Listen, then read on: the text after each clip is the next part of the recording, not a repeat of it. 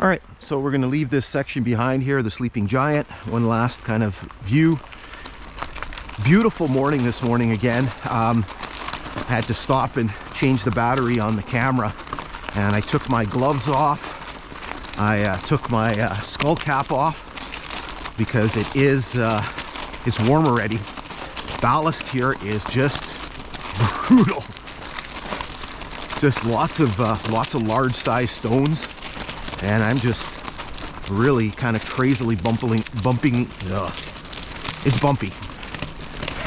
How's that? Okay, culvert here. This one here has a marker on it. So this says 192.7. So again, that is the mileage on the Kinghorn. And so for the original lines, I don't know what the hell I don't know what Luna's doing here. She found something to roll in. Hopefully it's not anything gross.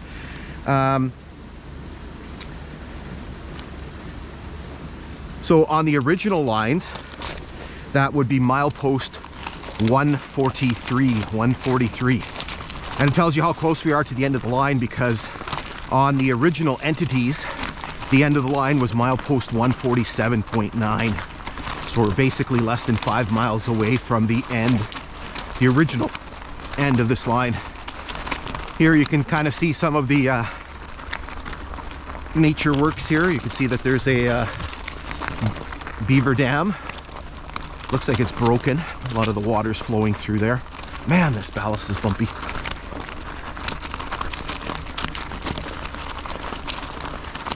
Looks like it's a little wet up here. Again, we have a very late spring. So this time last year, so yesterday was my first hike. So yesterday was the 5th of May. It was my first real hike.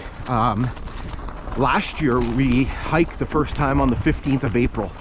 So quite the discrepancy here. Oh wow, this is ugly. So this is sort of what's happening to spots on the rail line.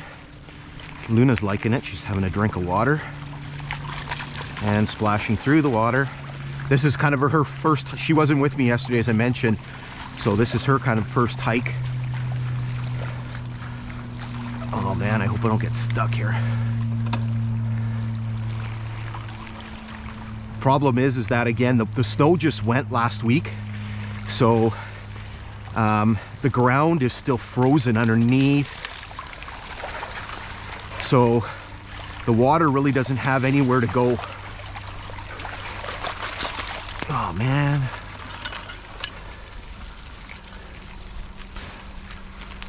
Okay.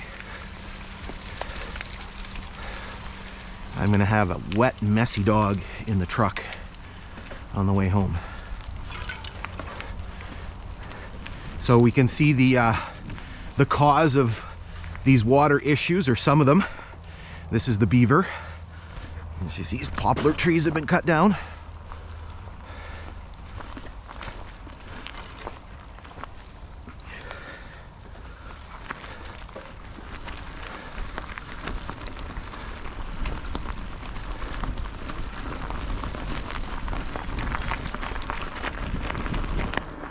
So again, as I mentioned, just kind of a very interesting section here. We've basically from Pass Lake, or really Nelson Road, I guess, we've been kind of going through a lot of sort of you know, populated areas, lots of access roads and lots of camps and structures and things like that. And this is kind of you know, everything kind of dries up here. All right, so another culvert here. I was through here last fall, late last fall, so I was able to identify some of the stuff. I'm just trying to look at my GPS here. So the milepost on here is 192.92 on the Kinghorn, and then that should be 143.22. So we are coming up to milepost 193. It's literally just right up here. And again, I was here, and there's some significance to this next milepost here, and I'll explain that in a minute.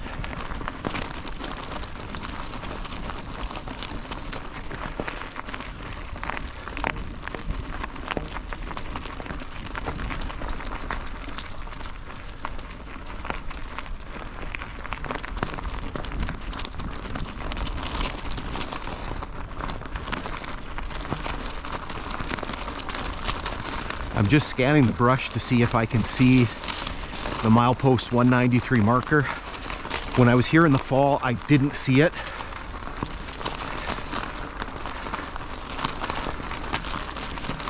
But sometimes, different time, different perspective, you kind of might notice something, but I don't see anything.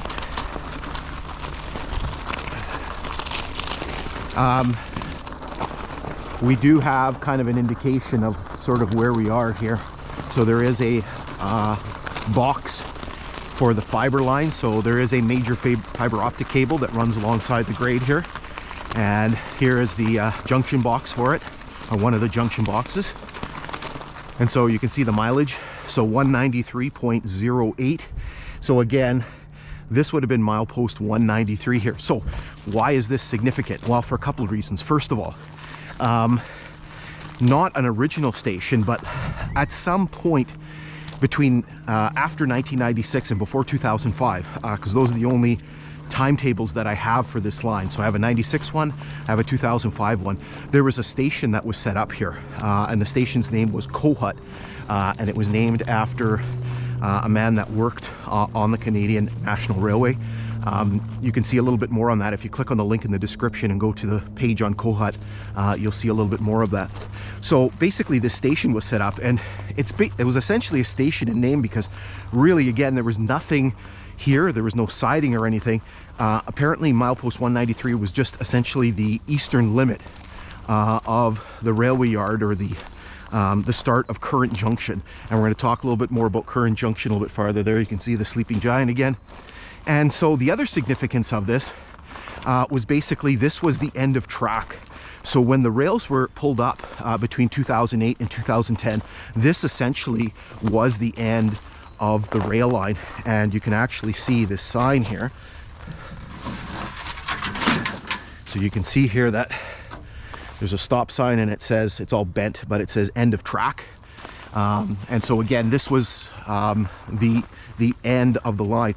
Now, this end of the line only lasted a few years, because in 2018, the rails from here further up, and we can actually see the real end of track just up there. So there was about 2/10 of a mile, so about 0.2 of a mile of track that was ripped up from this point just a little further up. And so what we're going to do is we're going to work our way over there. All right, and so somewhere around here as well, at one point there was a spur. Now I can't remember exactly when the spur was put in. I'll flash a timetable up here in a second, and so you'll be able to see it. I'll put the whatever the first year was. So there was a spur that ran down here, was called Waterworks, and I'll talk more about the significance of that in a second.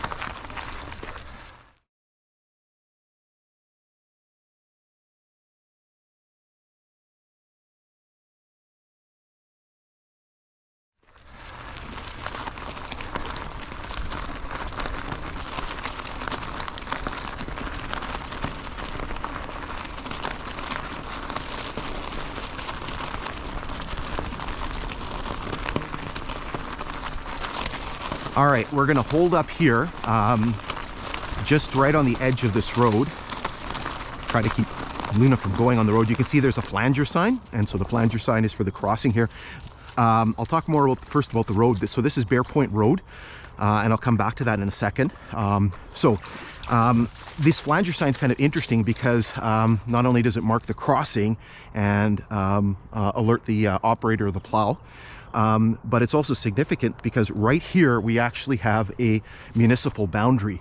And so everything to the east of this, all the way up past into the Ancliffe area. This is all the municipality of Shuniah, and so this essentially is an adjacent municipality to the city of Thunder Bay. And so we've been working our way through Shuniah here for quite a while. My camp, my cottage, cabin, whatever you call it, where you're from, is located in Shuniah. On this side, this is the city of Thunder Bay. This is where I live. And so just a quick little history lesson about this. So the city of Thunder Bay is actually a new name. The cities, there was actually two cities that formed the city of Thunder Bay that were basically formed in the 1800s, the late 1800s. So the city of Port Arthur, which was the sort of northern community, and then there was the city of Fort William, which was the southern community. And so basically those two communities kind of existed in parallel for a number of years, and that's why in a lot of literature, on a lot of documentation, you see things listed as the city of Port Arthur. Now, what ended up happening was the two cities decided to merge in 1970, and so that merger produced the city of Thunder Bay. And so again, that's sort of just an explanation of kind of what is sort of going on here. So again, Shuniah to this side, the city of Thunder Bay to this side. So all of the explorations that we're going to be doing from here on in are going to be in the city of Thunder Bay. All right, so what we're going to do is we're going to make our way across the road here, and then we're going to finish up our hike. You can see the end of the track just ahead of us. Okay, so we're going to carefully make our way over here. I'm going to keep an eye on Luna. This is not a particularly busy road, so I don't think I need to grab her. So again, this is Bear Point Road. And again, I do believe there was the spur, and so basically Bear Point is the water treatment facility for the city of Thunder Bay, and so this is basically where all the municipal water comes from. You can see the private crossing sign. I don't know if that was just stuck there, or if that was over here on the roadway. You can see all of the nice thick ballast, and so again, the rails were here from about 2008 until 2018. And if you actually look at some old satellite imagery, you can actually see the rails still here, and you actually see cars being stored on here. And so again, you can see the Bear Point facility, you can see the Sleeping Giant.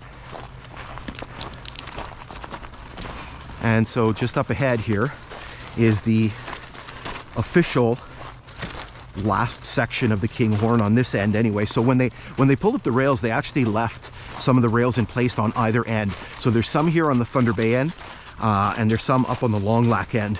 And essentially what they're used for is they're used for car storage and things like that.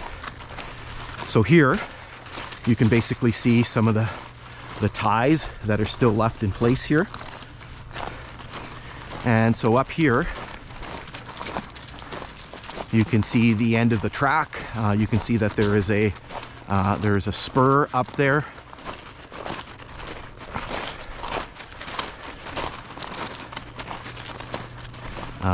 And then just beyond that, I don't know if you can make it out on the camera, but there's a white sign. So that's a whistle marker. There's another road up there, and that's Shipyard Road.